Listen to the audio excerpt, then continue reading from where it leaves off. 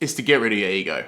The only way to become a better photographer is to get rid of your ego.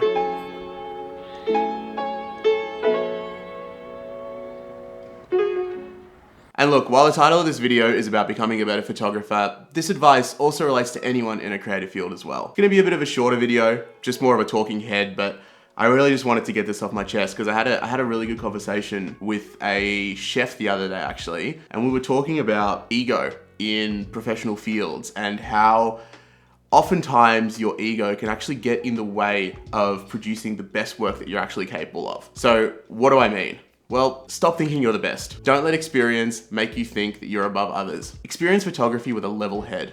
You should always be striving to learn something new every day.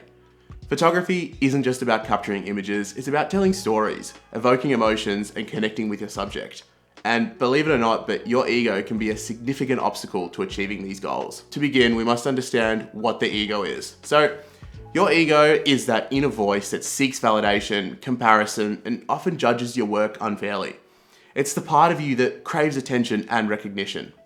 Your ego can manifest in various ways in photography, from dismissing constructive criticism to pursuing likes and followers on social media. To become a better photographer, it is essential to embrace humility, and here's how you can do it.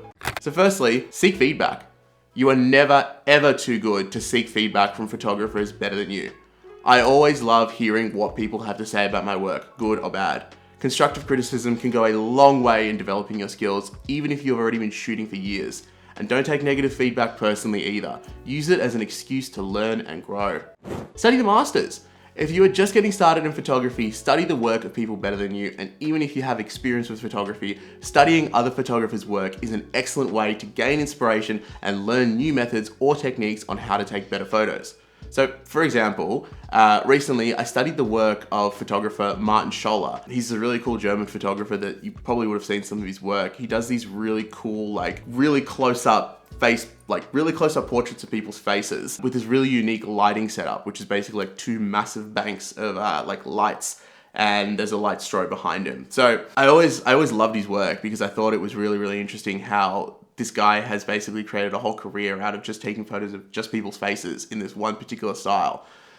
And yet he's so good at capturing people's emotion, capturing people's sort of just like, it's on the surface, it's so simple. It's just a photo of someone's face, but there is so much more to the photo than just that.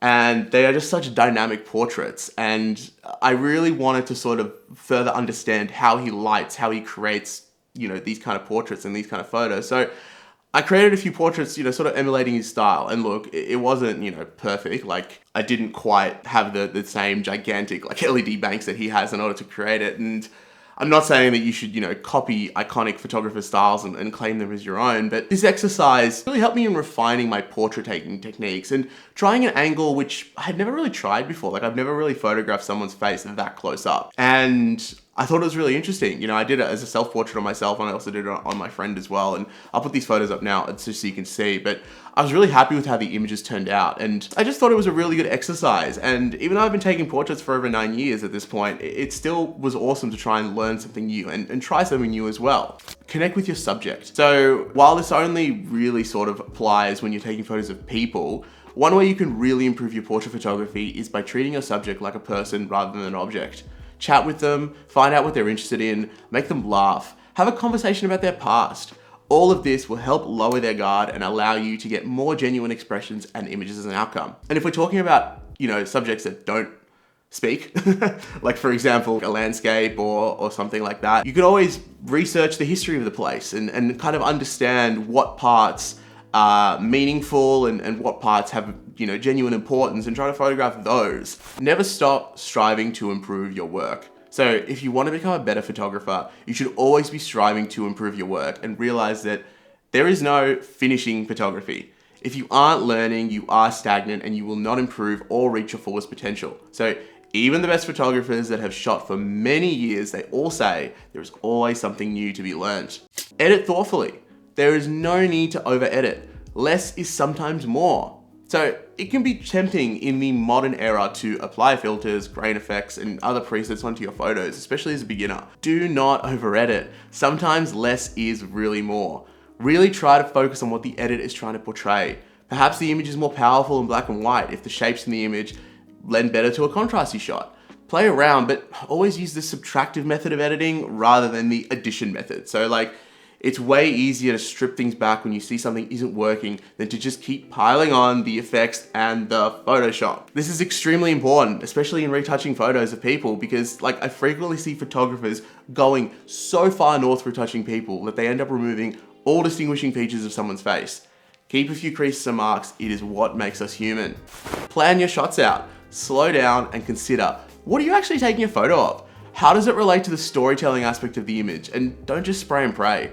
This has become far too easy with digital cameras, so I would really recommend trying to shoot with film for a while to get a feeling of purposely imposed limitations to help you slow down and get better, more considered images. Focus on the story. Just like with video, storytelling is an important aspect of photography. Do not underestimate how much you can portray in an image.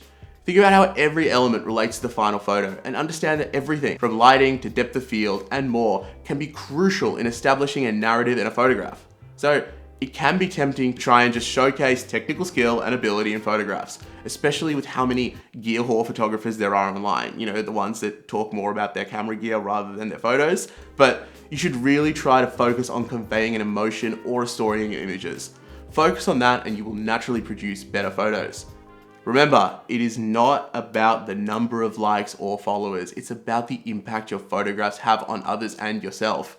By letting go of your ego and embracing humility, mindfulness, and storytelling, you can become a better photographer. I hope this video helps you out. If you enjoyed it, please consider subscribing. I have lots of great photography content coming very soon. Thank you so much for watching, and I hope you have a great day. Bye.